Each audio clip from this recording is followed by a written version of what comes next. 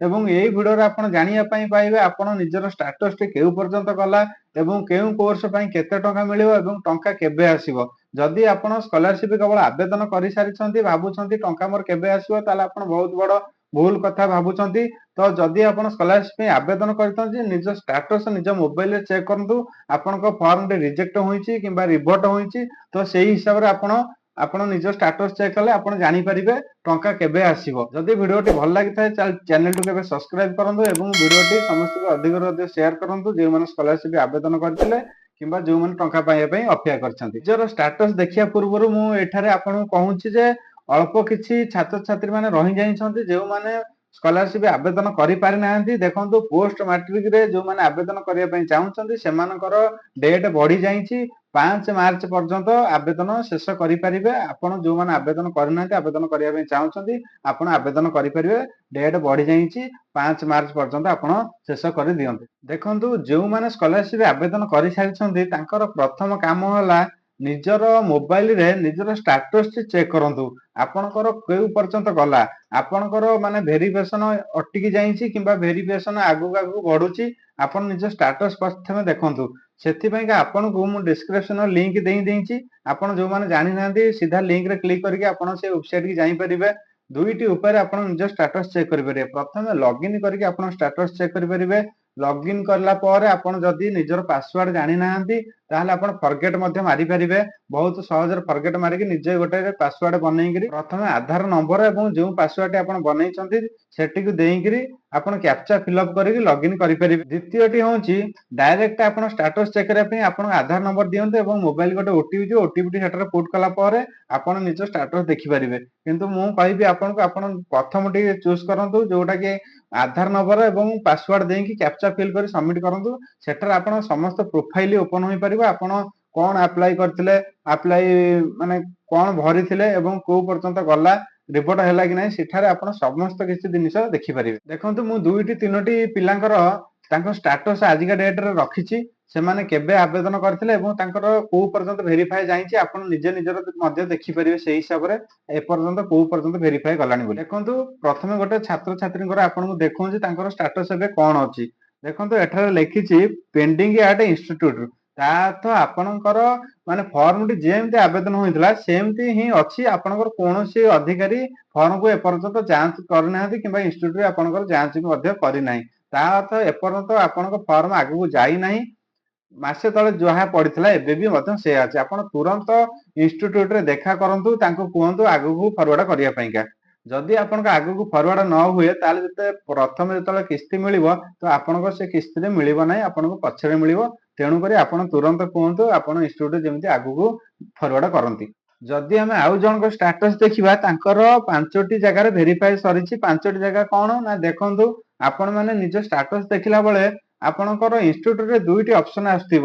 ପ୍ରଥମଟି ହେଉଛି provisional verification ତା ଅର୍ଥ କଣ ନା ଆପଣଙ୍କ ପ୍ରୋଭିଜନାଲ ଭେରିଫିକେସନ ଯାହାର ଦେଖଉଛି ତା ଅର୍ଥ କଲେଜ ଆପଣଙ୍କ ଡକୁମେଣ୍ଟକୁ ଖୋଲିଛି ଏବଂ ଆଇଡି ପାସୱାର୍ଡ ଦ୍ୱାରା ଓପନ କରିଛି କିନ୍ତୁ ଆପଣଙ୍କର ମାନେ କମ୍ପ୍ଲିଟ ଏପର୍ଯ୍ୟନ୍ତ କରିନାହିଁ କିମ୍ବା ଆପଣଙ୍କୁ ଆଗକୁ ପଠେଇ ନାହିଁ। ଆଗକୁ ପଠେଇବ କିପରି ଜାଣିବେ ଯେତେବେଳେ ଲେଖିବ ରେକମେଣ୍ଡେଡ ବାଇ ଇନଷ୍ଟିଚ୍ୟୁଟ ତା ଅର୍ଥ ଆପଣଙ୍କ ଡକୁମେଣ୍ଟଟି ସଠିକ ଭାବେ ଭେରିଫାଏ ହୋଇସାରିଛି ଏବଂ ଆଗକୁ ମଧ୍ୟ ଫରୱାର୍ଡ କରାଯାଇଛି।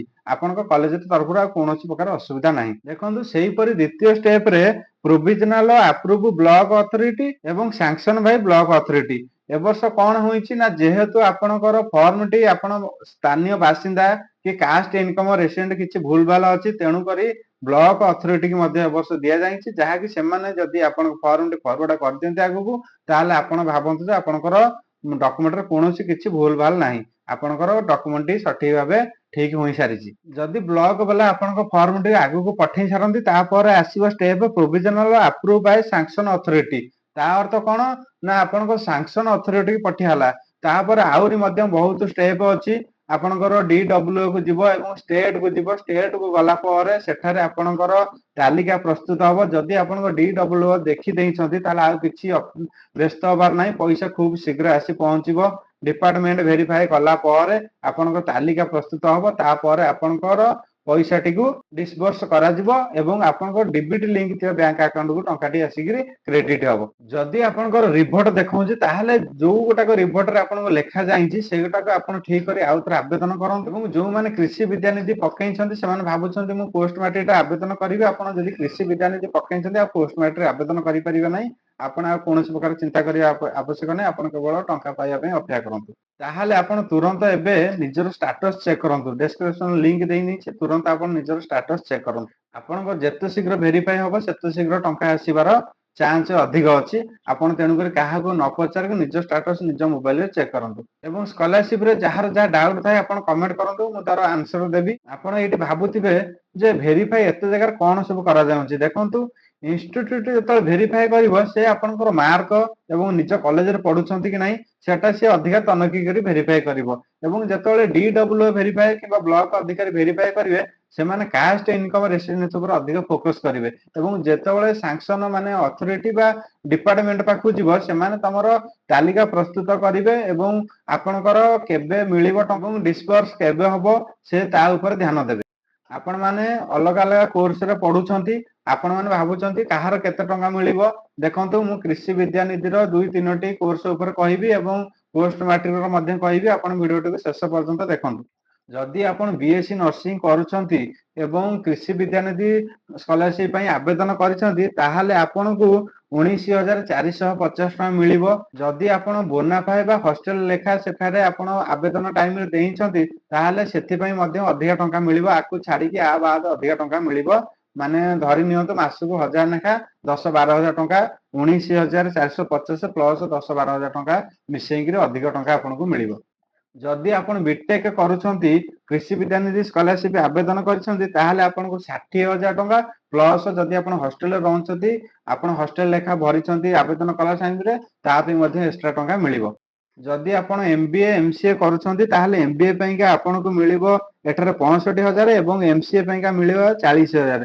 ଯଦି ଆପଣ ଡିପ୍ଲୋମା କରୁଛନ୍ତି ତାହେଲେ ଆପଣଙ୍କୁ 26,500 ଟଙ୍କା ମିଳିବ। ଯଦି ଆପଣ ହଷ୍ଟେଲରେ ଲେଖା ଭରୁଛନ୍ତି ତାହେଲେ ଆ ଉପରେ ଆପଣଙ୍କୁ ଆଉ ମଧ୍ୟ ଟଙ୍କା ମିଳିବ। ଯଦି ଆପଣ ପୋଷ୍ଟ ମାଟ୍ରିକ ସ୍କଲାରସିପ ପାଇଁ ଆବେଦନ କରିଛନ୍ତି ତାହେଲେ ଭାବୁଛନ୍ତି କେତେ ଟଙ୍କା ମିଳିବ, ଆପଣ ମାନେ ଜାଣନ୍ତୁ ଯେ ପୋଷ୍ଟ ମାଟ୍ରିକ ଠାରୁ କୃଷି ବିଦ୍ୟା ସ୍କଲାରସିପରେ ଅଧିକ ଟଙ୍କା ମିଳେ।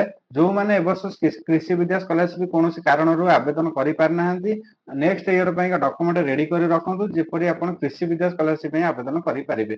ଦେଖନ୍ତୁ, ପୋଷ୍ଟ ମାଟ୍ରିକରେ କଣ ହୁଏ ନା ଆପଣଙ୍କର ଯେତିକି ଆଡମିସନ ଫି ଦେଇଥାନ୍ତି ତାର ଗୋଟେ ମାନେ ଟଙ୍କାର ଗୋଟେ ଧାର୍ଯ୍ୟ କରାଯାଇଥାଏ ଯେ ଏଇ କୋର୍ସ ପାଇଁକା ଆମେ ଏତିକି ଟଙ୍କା ଧାର୍ଯ୍ୟ କରାଗଲା।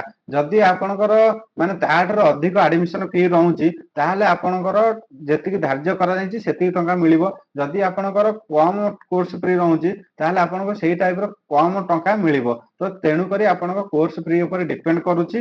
ତ ଏଠାରେ ଆମେ ଦେଖିବା ଯେଉଁମାନେ ହଷ୍ଟେଲରେ ରହୁଛନ୍ତି ସେମାନଙ୍କୁ ମଧ୍ୟ ଅଧିକ ଟଙ୍କା ମିଳିବ ଏବଂ ଯୋଉମାନେ OBC SCBC EBC ତାଙ୍କ ଠାରୁ SC ଏବଂ ST ମାନଙ୍କୁ ଅଧିକ ଟଙ୍କା ମିଳେ। ଯଦି ଆପଣଙ୍କର କୌଣସି ମାନେ ଟଙ୍କା ମିଳିବା ହଉ କିମ୍ବା ନିଜ ଷ୍ଟାଟସ ଚେକ୍ କରିବା ପାଇଁ ହଉ କିମ୍ବା କୋଉ ସ୍କଲାରସିପ ଆବେଦନ କଲା ବେଳେ ଆଉ କୋଉ ସ୍କଲାରସିପ ଆବେଦନ କରିପାରିବେ ଏସବୁରେ ଡାଉଟ ଥାଏ ତାହେଲେ ଆପଣ ମାନେ କମେଣ୍ଟ କରିପାରିବେ ଏବଂ ମୁଁ ତାର ଆନ୍ସର ମଧ୍ୟ ଆପଣଙ୍କୁ ଜଣାଇବି। ରହିଲି, ଦେଖା ହବା ନୂଆ ଏକ ଭିଡିଓରେ।